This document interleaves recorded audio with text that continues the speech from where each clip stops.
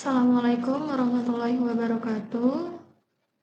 Saya Fadia Nurul Nabila, ingin mempresentasikan terkait manajemen dana bank. Untuk materi ini, materi kelompok 6, ada rekan saya, ada Indah Yuliani, Okta Tiara, saya sendiri Fadia Nurul Nabila, sama Nadila Indriani. Yang pertama ini adalah latar belakang dan pengertian. Munculnya manajemen dana bank dilatar belakangi oleh kebutuhan masyarakat, perkembangan ekonomi, peraturan pemerintah, dan kebijakan perbankan. Maka, definisi dari manajemen perbankan adalah proses pengelolaan dana yang diterima bank dari aktivitas funding atau pengumpulan dana untuk disalurkan ke aktivitas financing atau penyaluran dana dengan tujuan mencapai efisiensi dan berkelanjutan operasional bank. Yang selanjutnya ini ada tahap-tahap manajemen dana bank. Yang pertama ini ada penghimpunan dana. Bank perlu menghimpun dana sebanyak mungkin dengan cara yang efisien dan berbiaya rendah agar bisa digunakan untuk pembiayaan dan operasional. Contohnya itu, yang pertama ada menerbitkan produk tabungan dan deposito. Yang kedua, ada menawarkan suku bunga menarik untuk deposito 6 bulan. Dan yang ketiga, bank mengadakan promosi atau buka tabungan berhadiah. Alokasinya itu alokasi atau penyaluran dana, bank mengalokasikan dana untuk memberikan kredit, membeli surat berharga atau investasi lain yang produktif dan sesuai risiko.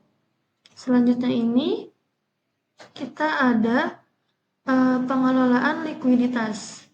Jika nasabah ingin menarik simpanan bank harus memiliki dana likuid yang cukup. Pengelolaan ini penting agar bank tidak mengalami rush atau penarikan besar-besaran.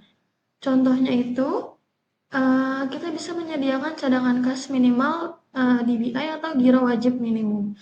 Yang kedua, ada menempatkan dana di instrumen likuid seperti sertifikat Bank Indonesia atau SBI. Yang ketiga, kita menggunakan call money antar bank. Selanjutnya ini ada pengelolaan risiko. Tanpa manajemen risiko yang baik, bank bisa mengalami gagal bayar kredit, kerugian investasi, atau kekurangan dana likuid. Contohnya itu, salah satunya itu bisa menilai kelayakan kredit nasabah dengan analisis 5C, karakter, capacity, capital, collateral, dan condition. Selanjutnya itu, ada perencanaan jumlah dana bank diperlukan untuk menetapkan dana yang dibutuhkan sebagai pengendalian dapat dilakukan. Data dan informasi yang dibutuhkan dalam perencanaan jumlah dana bank antara lain, yang pertama, Undang-Undang Perbankan Nomor 10 Tahun 1998 dan Surat Edaran Bank Sentral. Yang kedua, situasi moneter dan keadaan perekonomian. Yang ketiga, pendapatan masyarakat dan besarnya biaya hidup. Yang keempat, jumlah bank saingan dan besarnya cost of fund yang berlaku. Yang terakhir, capital adequacy ratio atau CAR atau risiko kecukupan modal dan bank for international settlements. Selanjutnya, ada kekayaan suatu bank. Kekayaan suatu bank terdiri dari aktiva lancar dan aktiva tetap yang merupakan penjamin solvabilitas bank.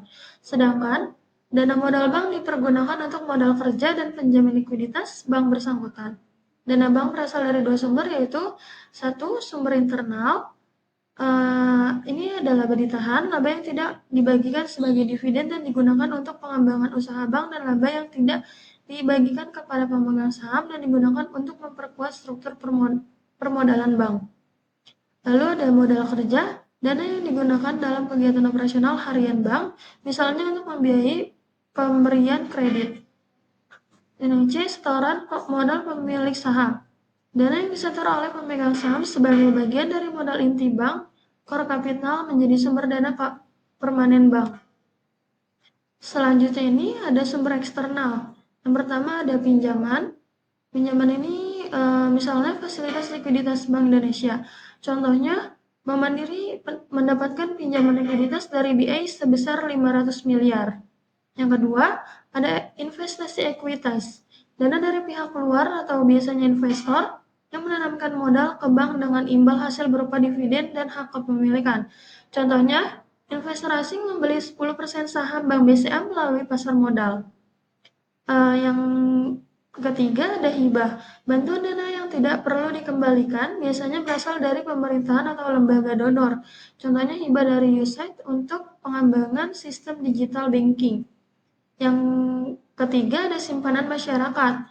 Sumber utama dana operasional bank terdiri dari satu, ada giro atau simpanan bisa ditarik kapan saja. Kedua, ada tabungan. Ketiga, ada deposito berjangka. Dan yang terakhir ada modal ventura dari investor, yaitu modal awal yang disetorkan oleh para pendiri atau pemegang saham bank. Contohnya itu pendiri bank baru menyetorkan modal inventura sebesar 1 triliun untuk membentuk modal inti. Nextnya ini ada kebijaksanaan penarikan dana pengumpulan dana bank. Harus ditetapkan dengan baik dan benar supaya efektif dan efisien untuk memperoleh kebutuhan dana tersebut. Berikut kebijaksanaan dan pengumpulan dana bank. Yang pertama itu ada penjualan saham portofolio. Bank bisa memiliki saham perusahaan lain sebagai bagian dari investasinya atau portofolio. Saat memerlukan dana, bank dapat menjual saham tersebut di pasar modal.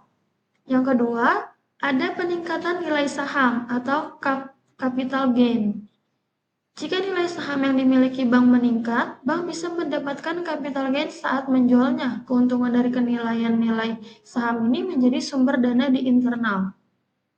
Nextnya ini ada penerbit saham baru, yaitu bank dapat menerbitkan saham baru dan menjualnya kepada pemegang saham lama atau investor baru. Ini meningkatkan modal bank tanpa bergantungan pada utang. Yang keempat ini ada reinvestasi laba. Bank tidak selalu membagikan seluruh laba sebagai dividen. Sebagian laba bisa ditahan dan digunakan kembali untuk pembiayaan internal. Misalnya ekspansi, membuka cabang baru, atau penguatan modal inti. Next ini ada kebijaksanaan dan pengumpulan dana bank dari sumber ekstern. Yang pertama, kebijaksanaan eceran. Fokus pada pengumpulan dana dari masyarakat umum atau nasabah perorangan dalam jumlah kecil tapi banyak. Contohnya itu salah satunya bank membuka rekening tabungan dengan setoran awal hanya 20.000. Yang kedua ada kebijaksanaan suku bunga.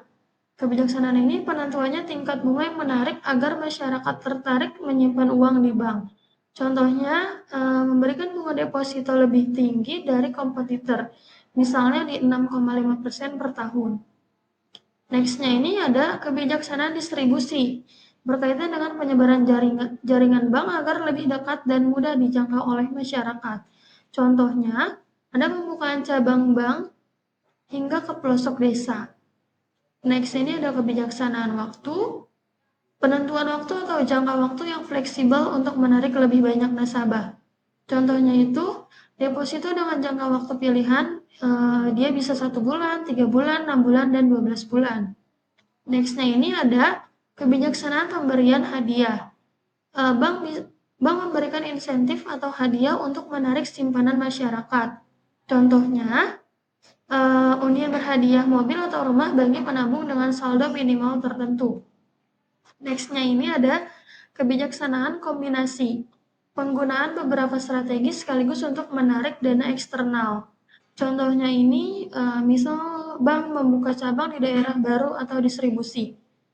Nextnya ini ada kebijaksanaan pencarian tabungan, yaitu upaya aktif bank dalam mencari dan mengajak masyarakat untuk menabung.